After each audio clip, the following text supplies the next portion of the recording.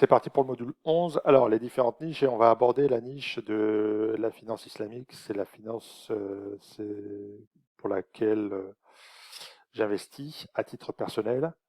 Donc, je vais vous expliquer les grandes lignes. Alors, les différentes niches d'investissement, la finance islamique, elles se composent en 6 principes philosophiques et des principes financiers. Donc les 6 principes philosophiques, c'est le non-investissement dans l'intérêt ou le riba en arabe, et par exemple les obligations. Il est interdit d'investir dans des produits où il y a des intérêts. Ça, c'est une évidence. Tous les fonds euros, par exemple, dans l'assurance vie, c'est interdit. Le marché obligataire, les intérêts, les obligations d'État, les obligations corporate, c'est-à-dire les obligations issues des entreprises. Donc ça, c'est interdit. Le rara et le maïsir, lorsque la vente porte sur une marchandise qui n'est pas déterminée de façon précise, lorsque la transaction est conclue sans que le prix de la marchandise ne soit fixé de façon claire. Voilà. Donc il faut que tous les détails de la transaction au départ soient mentionnés, euh, le prix, le nombre d'actions, etc.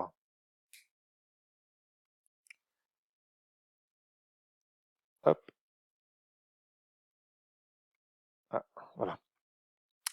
Troisième élément, c'est les investissements illicites, ça va sans dire.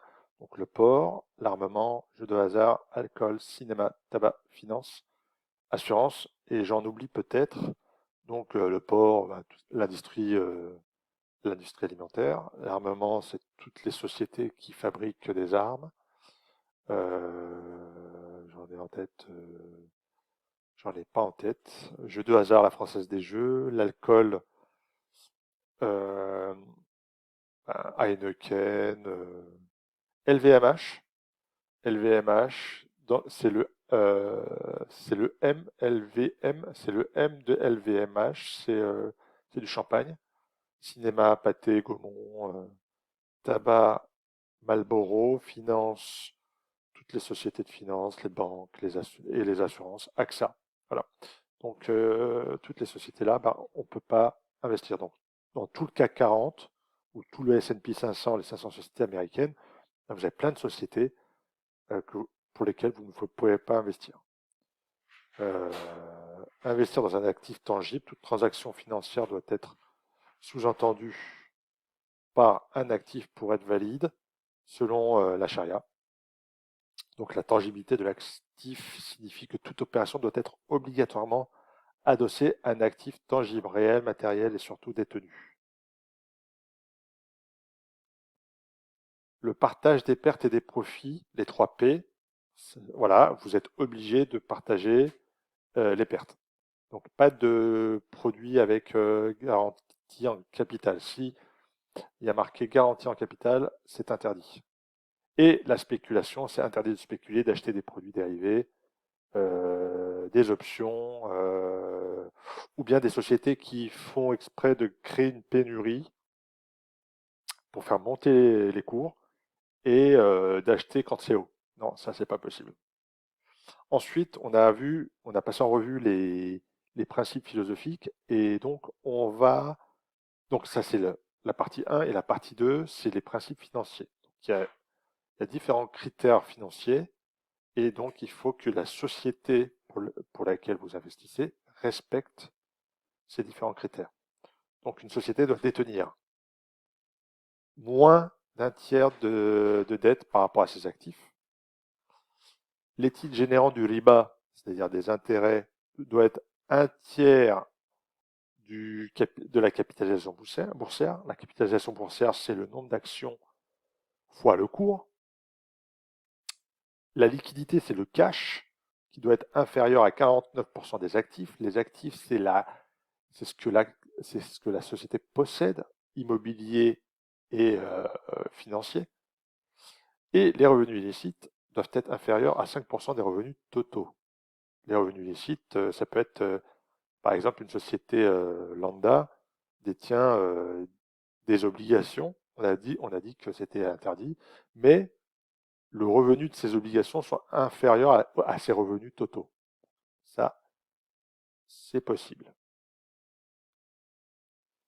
Qui est apte à certifier qu'un produit est charia ou pas? Donc tous les produits construits par une société de gestion ou une banque, si elles disent, voilà, c'est charia, il faut qu'elle ait un board, un bureau, un comité. Et ce board, il peut être composé de plusieurs personnes qui ont des compétences. Compétences en droit, en analyse financière, en audit, en finance de marché, etc. Donc c'est des gens qui ont des diplômes. Voilà. Et les produits sont certifiés par l'AMF. L'AMF, pour des raisons de protection du consommateur. C'est-à-dire que n'importe qui ne peut pas dire, voilà, mon produit il est charia, et puis basta, et puis non. Vous devez envoyer à l'AMF, la société qui certifie ces produits doit envoyer des certifications avec un charia board. Voilà. Les différents boards, eh ben, il y a un board international qui est au Bahreïn et qui donne les normes internationales. Ça s'appelle l'AAOIFI. Et ce board donne les normes à tous les boards locaux. En France, il y a le SIFI, c'est le board local, c'est la référence qui donne les directives qui, eux, viennent du board international. Et c'est eux qui certifient les différents produits charia en France. Alors, comment choisir un produit ou une action charia compatible? Bon, tout, si vous avez une assurance vie ou un ETF qui, dans son intitulé, est marqué charia, il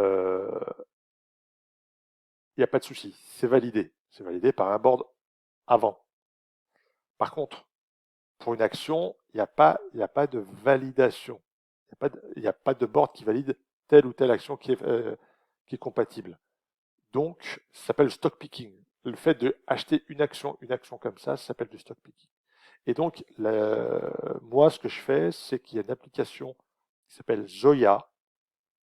Il y a une partie gratuite et une partie payante, et qui valide pour vous ce titre. Vous tapez dans la barre de recherche, je vais vous faire une vidéo.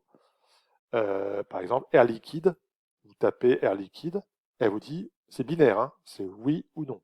Elle est charia ou pas, en fonction des critères philosophiques et financiers. Parce que les critères financiers, si vous n'avez pas les compétences, vous ne pouvez pas. C'est-à-dire, il faut aller savoir où aller chercher les documents, les comptes de résultats, les bilans, etc. Les regarder un par un. Donc, ça demande du boulot, des connaissances que le commun des mortels ne peut pas. Donc, il y a une start-up, il y a une société qui fait ça pour vous, qui le fait très bien.